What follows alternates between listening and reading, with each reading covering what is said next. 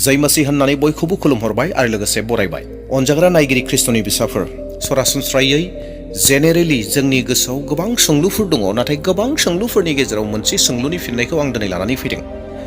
फिननाय होनो थाखाय नाजादों, डेट मिन्स बेनो जाहैबाय जोंनियाव मोनसे सोंलु दङ। बे सोंलुआनो जादों जाहैबाय जे इसोरा मानो सैतानखौ सिथाराखै, इसोरा सैतानखौ मानो खेबसेयैनो फोजोबस्राङासै, मा इसोरा सैतानखौ सिथारनो हाया नामा, बुथारनो हाया नामा?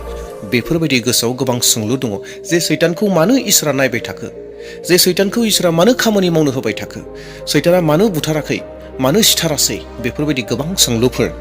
दा बे सोंलुनिनो फिननायखौ दिनै बाइबेलनि सहायजों नोंथांमोन लानानै फैदों।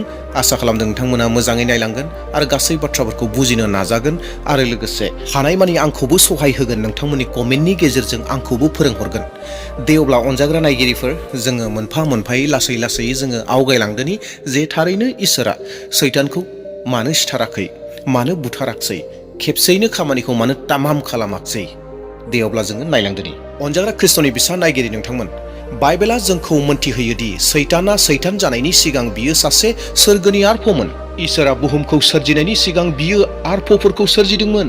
अदेबानि जागायजेननायाव जेब्ला इसोरा सोरगोखौ सोरजिदोंमोन, बै समाव बियो आरफफोरखौबो सोरजिदोंमोन। बुहुमखौ सोरजिनायनि सिगांनो आरफफोरनि सोरजिनाया जादों। बाइबेला जोंखौ बेखौबो बुङोदि लुसिफार, जाय उनाव सैतान जादोंमोन, बियो गाहाय आरफफोरनि गेजेराव सासेमोन। इसोरनि गोथार बाइबेल इजिकेलनि 28:12-15 सिरियाव बेखौनो लिरनाय दं दि लुसिफारा समायना आरो गियानजों बुंफबनायमोन। बियो बायदि रोखोमनि गहेनाफोरजों साजायजादोंमोन। जेब्ला बियो थाबायदोंमन, अब्ला बिनिफ्राय समायना सोदोब एबा देंखो फैयोमोन। जाय सानखालि बिखौ सोरजिदोंमोन, बिहा जेबो थगायनाय गैयामोन आरो बिनियाव दुगानाय एबा दुगाया गैयामोन। बियो सासे अभिषेक कुरुबमोन, जाय इसोरनि गोथार हाजोआव थायोमोन। नाथाय सानसेखालि बियो सानदोंमोन दि बियो गावनि राज उलाफादखौ इसोरनि राज उलाफादनिख्रुइ गोजौ खालामगोन आरो देरसिन इसोरजों समान जागोन। बिनि गोसोआव इनाय गोग्गानाया हाबदोंमोन आरो बिनिखायनो बियो गावखौनो इसोरजों समान आरो इसोरनिख्रुइबो गोजौआव थांनो हास्थायबाय। नाथाय जेब्लानो लुसिफारा बे साननायखौ सानदोंमोन, इसोरा बिखौ सोरगोनिफ्राय बोख्लायहरबाय आरो बिनि गासैबो समायनायखौ लाफिनबाय। अनजाग्रा नायगिरिफोर, बेखिनियावनो नोंथाङा हयथ' बेबायदि मोनसे बाथ्राखौ सानदोंबो जानांगौ। जेब्ला बियो लुसिफारखौ सोरगोनिफ्राय गाहायाव गारहरदोंमोन, अब्ला इसोरा बिखौ मानो बुथाराखैमोन? बेबायदि सोंलुआ नोंनि गोसोआव फैदों जानांगौ। बेनिखायनो अनजाग्रा नायगिरिफोर, बे सोंलुनिनो फिननायखौ आं नोंथांमोननो बे भिडिअनि गेजेरजों होनो थांगासिनो दङ। अनजाग्रा नायगिरि लोगोफोर, जेब्ला आरफफोरा सोरजि जादोंमोन, अब्ला इसोरा बिसोरनो गावनि बायदि मोदोमफोर होदों। अमर, थामहिनबा मोदोम, जायफ्रा माब्लाबाबो थैया एबा जोबस्रांनाय गैया। थामहिनब्ला थारैनो बुंनो थाङोब्ला गुबुन फारसेथिं आरफफोरखौ जोबनो गैयै मोदोमजों सोरजिनाय जादोंमोन, जायफोरखौ रावबो बुथारनो हाया। बिनिखायनो जेब्ला इसोरा लुसिफारखौ सोरगोनिफ्राय गाहायाव हरदोंमोन आरो बियो सैतान जाफैदोंमोन, अब्ला इसोरा बेनि थाखाय नोरोक मुंनि मोनसे जायगा थियारि खालामदों, जायखौ अरनि बिलो होननानै बुंनाय जायो। बेनिखायनो इसोरनि गोथार बोसोन बाइबेलनि माथाइनि 25:46 सिरियाव ओरैहाय बुङो, आरो बियो गावनि आगसिथिं थानायफोरखौ होनगोन, नोंसोरो अ इसोरजों साव होजानायफोर, आंनिफ्राय गोजान जा, सैतान आरो बिनि आरफफोरनि लागै थामथिम खालामखानाय गोमोर रोङि अराव थां। बाइबेलनि बे बोसोना जोंखौ बुङो दि इसोरा सैतान आरो बिनि उन उन थांग्रा गासैबो आरफफोरनि थाखाय मोनसे जायगा थियारि खालामबाय, जेराव बिसोरो अराय समनि थाखाय गारहरजागोन आरो अराय अरजों सावनाय, हाथाय अरखेनाय आरो खामनायनि अनगा जेबो थानाय नङा। नाथाय दा बेखिनियावनो मोनसे सोंलु बेरखांबावोदि इसोरा सैतान आरो बिनि आरफफोरनि थाखाय नोरोगखौ थियारि खालामबायब्ला इसोरा मानो सैतानखौ बे नोरोगाव खोख्लैयाखै एबा गारहराखै? इसोरा मानो बिनि जारिमिनखौ एबा जिउखौ खेबसेयैनो फोजोबाखै? अदेबानि अनजाग्रा नायगिरिफोर, आं नोंथांमोननो खोन्थानो नागिरदोंदि एबा बुंनो नागिरदोंदि जोंनि इसोरा जोंनिख्रुइबो गियानिसिन। इसोरा जुदि सैतानखौ बे बुहुमाव थानो होदोंब्ला बिनि थाखाय माबा मोनसे जाहोना थाथारगोन एबा दङ।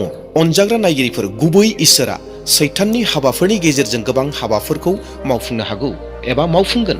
इसोरा सैतानखौ बे बुहुमाव गोबां गाज्रि, खहा आरो दुखु होयो मानोना बिनि गेजेरजों बियो मानसिफोरखौ इसोरनि फारसे गावसोरनि गोसोखौ सोलायनो खाबु होयो। नोंथाङा माब्लाबा नोजोर होदों ने दि जेब्लासिम मानसि माहारिया जेबो बेराम, दुखु दाहा, निखावरि आरो खैफोद गैयालासे मोनसे गोजोनथाव जिउ खुंगासिनो दं, अब्ला बेबायदि थासारियाव इसोरखौ रावबो नागिरा। जेब्लासिम मानसि माहारिनियाव दुखु, खस्थ, जेंना, खैफोद फैया, अब्लासिम मानसिया इसोरखौ नागिरनो रोङा, इसोरखौ नागिरा। आंनि अनजाग्रा आंगो लोगो नायगिरि नोंथांमोन, इसोरा जि खामानिफोरखौ जाहोयो एबा मावो बिनि आन्दोआव मोनसे थांखि दं। गोजाम रदायाव जों मोनसे जाथायखौ नुनो मोनो जेराव जेब्ला इजराइलारि सुबुंफोरा अरनबारियाव दंमोन आरो बिसोरो इसोरखौ बावगारदोंमोन, अब्ला बिसोरनि गेजेराव बिस गोनां जिबौफोरा हरखाब नुजाफैयो आरो बिसोरखौ अरनो हमो। बिनि उनाव इसोरनि बिथोनखौ मानिनानै मुसिया मोनसे फिथ्लायनि जिबौखौ बानायदोंमोन आरो बेखौ मोनसे खुन्थियायाव गोजौआव दोनदोंमोन, जाहाथे बयबो बेखौ नुयो आरो बासायजायो। जायफोरानो बे फिथ्लायनि जिबौखौ नायदोंमोन बिसोरनो बासायजादोंमोन। अनजाग्रा नायगिरिफोर, नोंथाङा माब्लाबा सानदों नामा जुदि जिबौआ इजराइलनि मानसिफोरनि गेजेराव बिसोरखौ अरनो फैयामोनब्ला इजराइलफोरा गावसोरनि गोसोखौ इसोरनि फारसे गिदिंफिनगौमोन ना गिदिंफिनामोन?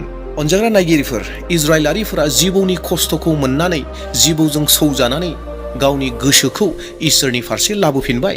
अनजाग्रा नायगिरिफोर, ओरैबायदि गोबां मानसिफोर दं जायफ्रा इसोरनि बाथ्रा सानाखै, जेब्लासिम गोब्राब बेरामनि थाखाय देहा फाहामसालियाव थांनो गोनां जाया। जेब्ला बेरामफोरा फैयो, सैहोनायफोरा फैयो, जेंनाफोरा फैयो, अब्लासो हरखाबनो सुबुंफोरा एबा बिसोरो इसोरखौ गोसोखाङो आरो बिसोरो इसोरखौ आरज गाबनो थाखाय गावसोरनि गोसोखौ फिदिङो। अनजाग्रा आंनि प्रिय लोगोफोर, बेनि ओंथिया बेनोदि इसोरा सैतानखौ जोंनि गासै जिउआव खामानि मावनो होयो, जाहाथे जों जोंनि गोसोखौ फिदिंनो हायो आरो इसोरनि खाथियाव थांफिननो हायो। आरोबाव गुबुन मोनसे बाथ्रा दं अनजाग्रा नायगिरिफोर, जाय जोंखौ बुजिनायाव मदद होयो। इसोरा सैतानखौ मानो फोजोबस्राङाखै? बे जाबाय अननायनि थाखाय। बिनि सोमोन्दै सान। जुदि इसोरा बै समावनो सैतान आरो बिग्रायारि आरफोरखौ फोजोबस्रांनायमोनब्ला, अब्ला सोरगोआव थालांनाय आरफोरा बेखौ नुनानै गिनाय जागौमोन आरो अब्ला बिसोरो गिनानै इसोरखौ सिबिगौमोन। बै सिबिनायाव अननाय थानाय नंलामोन, खालि गिनायल'सो थागौमोन। बिसोरो बेबायदि होननानै गिगौमोन दि इसोरा जोंखौबो फोजोबस्रांनो हागौ, जेरै बिग्रायारि आरफोरखौ फोजोबदों, सिथारदों, बेबायदि होननानै बासिनानै थानाय आरफोरा बुंगौमोन एबा सानगौमोन। इसोरा गावखौ सासे मोजां मोनग्रा इसोर होननानै फोरमान होदों, जायनि थाखायनो बियो सैताननि बिग्रायनायखौ सहायदों आरो बिखौ गोख्रैनो फोजोबस्राङाखै। इसोरा सोरगोआव थानाय गुबुन आरफोरनो पापआ मा खालामनो हायो बेखौ दिन्थिनानै होबाय। इसोरा बेखौ दिन्थिदों दि बिनि अननाया पापीफोरनि थाखाय बेसेबां गोथौ। बियो जोंखौ ओरैबायदि मोजां मोनो दि बियो गावनि फिसाज्ला इसोर जिसुखौ क्रुसनि सायाव बोलि होनो थिनहरबाय। सैताना बुङो दि इसोरा अननाय नङा, नाथाय इसोरा गावनो जिसु जाफैनायनि गेजेरजों गावनि अननायखौ दिन्थिबाय। सैताना बुङो दि इसोरा सैथो नङा, बियो मोनसे खान्थि महरै गोरा आयेनफोर होदों। नाथाय बे खान्थिखौ सोलायालाबानो इसोरा गावनो मानसि महरै फैनानै बेखौ जाफुंहोबाय आरो मानसि माहारिनो मोनसे गोदान अनुग्रहनि खान्थि होबाय। आरोबाव सैताना बुङो इसोरा दया गोनां नङा होननानै, नाथाय इसोरा जिसु ख्रिस्टनि गेजेरजों फोरमान खालामदों दि बियो बेसेबां दया गोनां, मानोना जेब्ला जों पाप गोनांमोन अब्ला इसोर जिसु ख्रिस्टआ जोंनि पापनि थाखाय थैबाय। अनजाग्रा नायगिरिफोर, मोनसे बाथ्राखौ अरायबो गोसोआव लाखि, इसोरा रावखौबो बिखौ सिबिनो थाखाय नारसिना एबा ब्रा ब्रा खालामा। बियो लुबैया दि जों गिर्जायाव थांनानै गिनानै बिखौ खुलुमथों, बिखौ बियो हास्थाया, नाथाय बियो लुबैयो दि जों अननायजों बिखौ सिबिनांगौ एबा सिबिथों, बेखौसो बियो हास्थायो। बिनिखायनो इसोरा जोंखौ बिनि बाथ्राफोरनि गेजेरजों गिबि आरो गोनांथार बिथोनखौ होदों। जों इसोरखौ जोंनि गासै गोसोजों, गासै जिउजों आरो जोंनि गासै गोसोजों अननांगौ। इसोरनि लुबैनाया जाबाय जों बिखौ बांसिन अननाय आरो अननायजों बिखौ सिबिनाय। बे अननायनि थाखायनो इसोरा धर्ज हमनानै दङ, जेन साफ्रोमबो सुबुंफोरा गोसो फाफिननायनि सम एबा खाबुखौ मोनो, जेन रावनिबो आत्माया नस्थ जाया। अब्ला अनजाग्रा नायगिरिफोर, बेखिनियावनो गोबांहा मोनसे सोंलुआ फैनो हागौ एबा सोंलुआ फैगोन, बे जाबाय इसोरा माब्ला सैतानखौ फोजोबस्रांगोन अब्ला होननाय मोनसे सोंलुआ फैगोन। बेनिखायनो आं नोंथांमोननो खोन्थानो दि जेब्ला इसोरनि 1000 बोसोरनि खुंथाया जोबगोन, अब्ला सैताना जोबथेसालिनिफ्राय उदां जागोन। मानोना इसोरनि रोजा रोजा बोसोरनि खुंथायनि समाव सैताना जोबथेसालियाव जोबगोन एबा जोबजागोन। नाथाय रोजा रोजा बोसोरनि उनाव बियो फिन जोबथा दावहानि थाखाय हगार जागोन। बिनि उनाव बिखौ अरायनि थाखाय अर आरो गन्धकनि बिलोआव गारहरगोन, जेराव बियो आरो बिनि आरफफोरा जुग जुगसिम सास्तिजों भुगिनांसिगोन। जेराव बे बिसयाव नुजाहोजानायनि 20 बालाब 1 सिरिनिफ्राय 10 सिरियाव लिरनाय दं एबा बे जारिमिनखौ जों मोनगोन।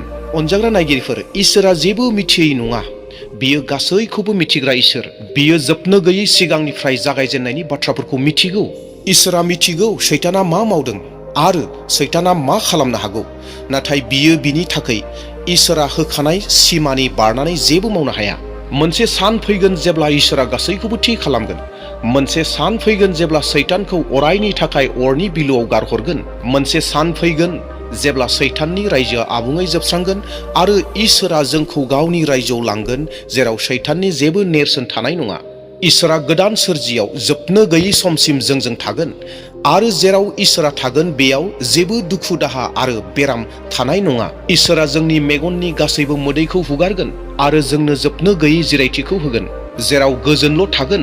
अनजाग्रा नायगिरिफोर, नोंथांनि जि सोंलुफोर दङमोन बै सोंलुनि फिननायखौ मोननायाव बे भिडिअ'आ एसेब्लाबो मदद होदों होननानै आङो मिजिंथिदों जे इसोरा सैतानखौ मानो गोदोनो खेबसेयैनो फोजोबस्राङासै, बे सोंलुनि फिननायखौ नोंथाङा मोननो हाबाय होननानै फोथायदों। दे अब्ला अनजाग्रा नायगिरिफोर, भिडिअ'खौ जुदि एसे मोजां मोनदोंब्ला नोंथाङा लाइक होनानै गालांदो, शेयार खालामदो, साबस्क्राइब खालामदो आरो लोगोसे कमेन्ट खालामदो। Thank you.